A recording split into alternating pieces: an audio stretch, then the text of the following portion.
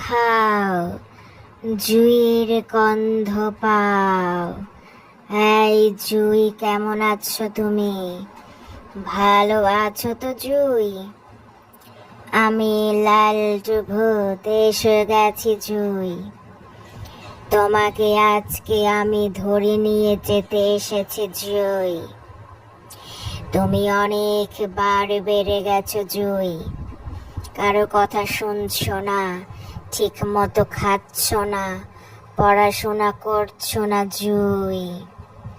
তুমি যদি ঠিক মতো পড়াশোনা না করো, তাহলে সবাই তোমাকে বলবে তুমি পচা জুঁই। কারো কথা শোনো না, বাবা মার কথা বেশি বেশি শুনবে, বড় ভাই বোনদের কথা বেশি বেশি শুনবে জুঁই। মনে রাখবে, বাবা মা যেটা বলে তোমার ভালোর জন্যই বলে জুঁই। বুঝতে পেরেছো তুমি? এখনো সময় আছে জুঁই। তোমাকে বলছি, ভালো হয়ে যাও, গুড গার্ল হয়ে যাও তুমি জুঁই।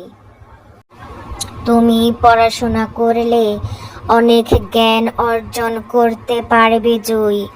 সবাই বলবে জুঁই অনেক ব্রিলিয়ান্ট মেয়ে, তার কাছ থেকে অনেক কিছু শেখার আছে।